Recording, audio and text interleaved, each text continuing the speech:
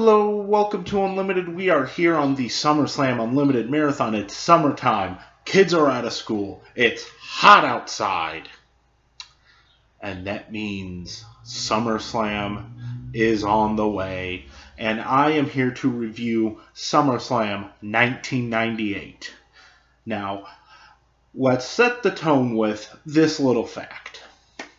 SummerSlam 1998 is the most bought SummerSlam of all time, with an astonishing 700,000 buys. This pay-per-view did insane business for the WWF. And it was kicked off with D'Lo Brown defending the European title against Val Venis. D'Lo Brown, always a capable worker, same with Val Venis. Neither of them were, ever considered the best performer in the company, but you could always count on both of them to perform very well and to put on good matches, especially if you threw them in, say, the opening card. And Val Venis was always over because of his gimmick. And, yeah, solid opener. D'Lo Brown won, retaining the title via disqualification. Next up, we had the Oddities versus Kai and Tai. The less said about this, the better. The Oddities won. The Oddities were kind of ridiculous and stupid. Then we had X-Pac versus Jeff Jarrett in a hair versus hair match, which X-Pac won. And if you watch it back, they butchered it because, little known fact, the clippers completely malfunctioned. And that was funny. Edge and Sable, and then X-Pac won. Decent match, both capable workers. Edge and Sable versus Mark Miro and Jacqueline. This was one of Edge's first pay-per-view matches. And yeah, Edge and Sable won, which was the right way to go. You had Edge, the new guy, and Sable, an extremely over personality on television. And Mark Miro and Jacqueline were not at that point. So yeah. Then we have Ken Shamrock versus Owen Hart in the Lion's Den match, which those never really delivered. They were always weird. They always seemed very out of place, and they always just sort of made, they took the pacing of the show off all the time. And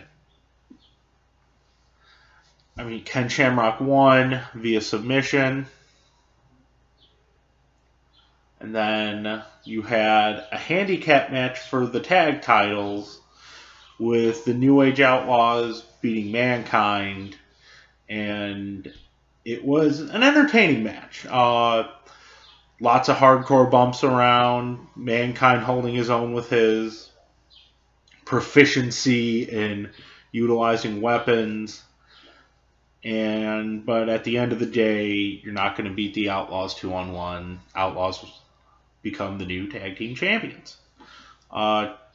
Triple H versus The Rock ladder match for the Intercontinental title.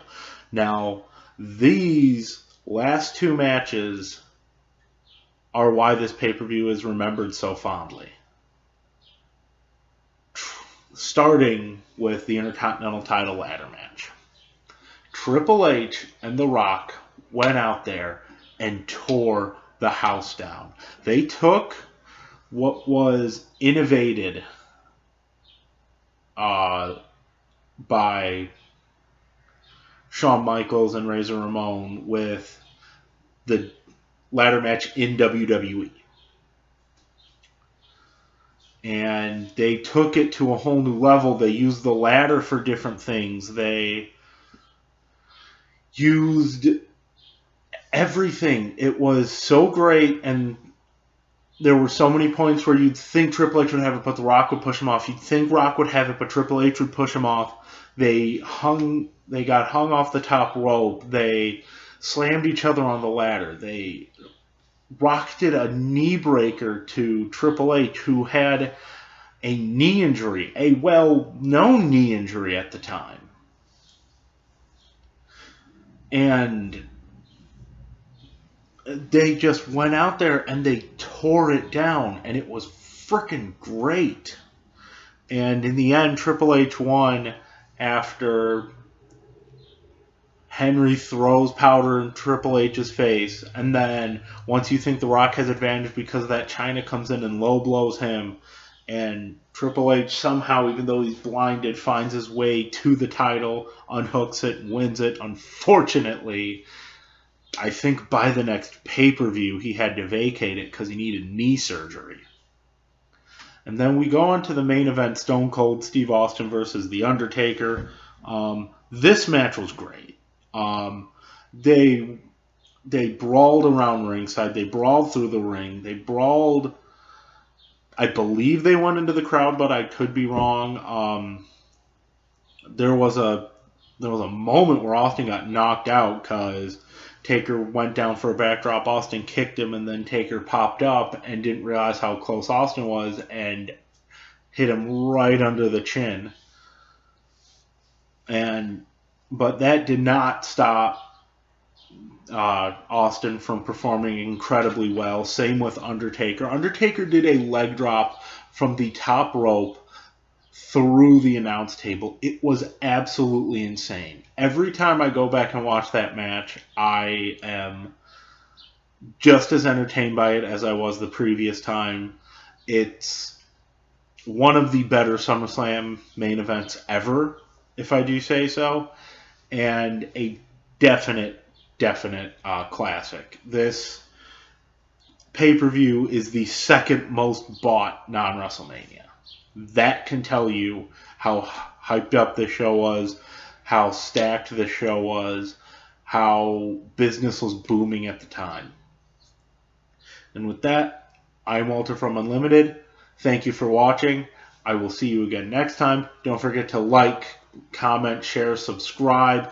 Follow Unlimited on Twitter at @Unlimited1. Like the Unlimited Facebook page.